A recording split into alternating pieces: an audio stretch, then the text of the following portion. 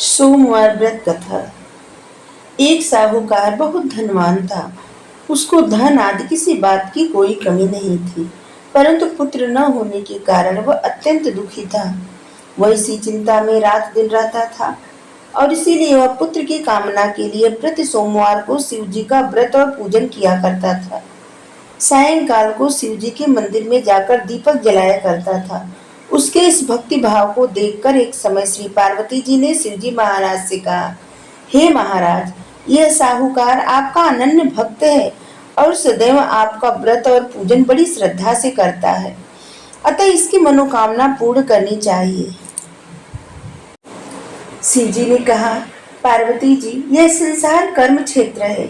जिसे किसान खेत में जैसा बीज बोता है वैसा ही फल काटता है, उसी तरह इस संसार में जो जैसा कर्म करता है वैसा ही फल भोगता है। पार्वती जी ने अत्यंत आग्रह से कहा, महाराज, जब यह आपका ऐसा भक्त है और यदि इसको किसी प्रकार का दुख है तो इसको अवश्य दूर करना चाहिए, क्योंकि आप तो सदैव अपने भक्तों पर दया करते हैं, उनके दुखों को दूर करते हैं। यदि ऐसा नहीं करेंगे तो मनुष्य क्यों कर आपकी सेवा, व्रत और पूजन करेंगे। पार्वती जी का ऐसा आग्रह देख शिवजी महाराज प्रसन्न होकर कहने लगे, हे पार्वती, इसके कोई पुत्र नहीं है। इसी पुत्र की चिंता से यह बहुत दुखी रहता है। इसके भाग्य में पुत्र न होने पर भी मैं इसको पुत्र की प्राप्ति का वर देता हूँ, परंतु वह पुत्र केवल 12 वर्ष तक ही जीवित रहेगा। इसके पश्चात वह मृत्यु को प्राप्त होगा। इससे अधिक मैं और कुछ इसके लिए नहीं कर सकता। यह सब बात साहूकार सुन रहा था। इससे उसको कुछ न प्रसन्नता हुई न कुछ दुख हुआ।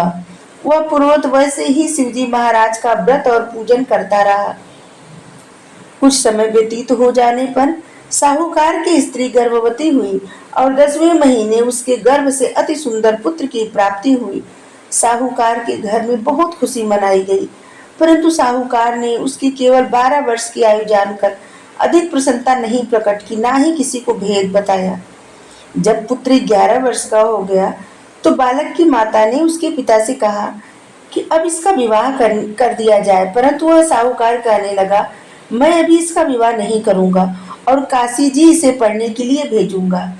फिर उस साहूकार ने अपने साले अर्थात बालक के मामा को बुलाया, उसको बहुत सा धन देकर कहा, तुम इस बालक को काशी जी पढ़ने के लिए ले जाओ और रास्ते में जिस जगह भी जाओ वहां दान, यज्ञ, ब्राह्मणों को भोजन कराते जाओ। इस प्रकार वह दोनों मामा भांजे सब जगह यज्ञ करते और ब्राह्मणों को भोजन कराते जा रहे थे। रास्ते में उनको एक शहर पड़ा। उस शहर के राजा की कन्या का विवाह था। दूसरे शहर के राजा का लड़का जो विवाह के लिए बारात लेकर आया था वह एक आंख से काना था। लड़के के पिता को इस बात की बड़ी चिंता थी कि कहीं वर को देख करके कन्या के माता पिता विवाह में किसी प्रकार का अड़चन न पैदा कर दे। इस कारण जब उसने अति सुंदर सेठ के लड़के को देखा तो मन में विचार किया कि क्यों न दरवाजे के समय इस लड़के से वर का काम ले लिया जाए। ऐसा विचार कर राजा ने उस लड़के और उसके मामा से कहा, तो वह राजी हो गए और साहूकार के लड़के को स्नान आदि करा, वर के कपड़े पहना और घोड़ी पर चढ़ा दरवाजे पर ले गए। बड़ी शांति से सब कार्य हो गए। अब वर के पिता ने सोचा, यदि विवाह कार्य भी इसी लड़के से करा दिया जाए तो क्या बुराई है। ऐसा विचार करके उसके मामा से कहा, यदि आप फेरो और कन्यादान का काम भी करा दें तो आपकी बड़ी कृपा होगी। हम इसके बदले में आपको बहुत सारा धन देंगे। उन्होंने स्वीकार कर लिया और विवाह कार्य बहुत अच्छी तरह से हो गया। परंतु जिस समय लड़का जाने लगा तो उसने राजकुमारी की चुंदड़ी के पल्ले पर लिख दिया कि तेरा विवाह तो मेरे साथ हुआ है, परंतु जिस राजकुमार के साथ तुमको भेजेंगे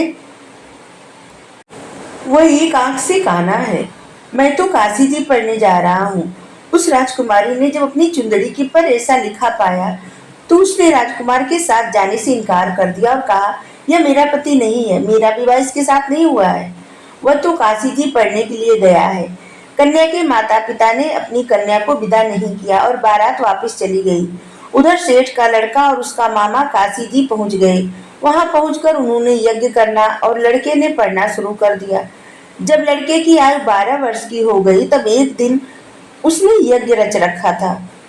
उस लड़के ने अपने मामा से कहा, मामा जी, आज मेरी तबीयत ठीक नहीं लग रही है, मामा ने कहा, अंदर जाकर सो जाओ। लड़का अंदर जाकर सो गया। थोड़ी देर में उसके प्राण निकल गए।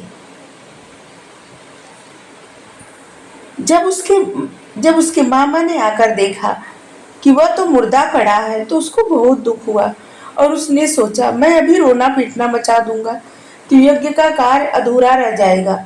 अतः उसने जल्दी से यज्ञ का कार्य समाप्त कर ब्राह्मणों के घर जाने के पश्चात रोना पीटना आरंभ कर दिया। संयोगवश उस समय शिवजी महाराज और पार्वती जी उधर से गुजर रहे थे। जब उन्होंने जोर जोर से रोने पीटने की आवाज सुनी तो शिवजी ने पार्वती जी आग्रह करके उस लड़के के पास ले गई और सुंदर लड़के को मरा हुआ देखकर कहने लगी, महाराज, यह तो उसी सेठ का लड़का है जो आपके वरदान से पैदा हुआ था। शिवजी ने कहा, पार्वती जी, इसकी आयु इतनी ही थी सो भोग चुका। पार्वती जी ने कहा, महाराज, कृपा करके इस बालक को और आयु दो, नहीं तो इसके माता पिता तड़प तड़प कर मर जाएंगे। पार्वती जी के इस प्रकार बार बार आग्रह करने पर शिवजी ने उनको वरदान दिया। शिवजी महाराज की कृपा से लड़का जीवित हो गया। शिव पार्वती कैलाश चले गए। तब वो लड़का और उसका मामा उसी प्रकार यज्ञ कराते और अपने घर की तरफ चल पड़े। रास्ते में उसी शहर में आए जहां उस लड़के का विवाह हुआ था।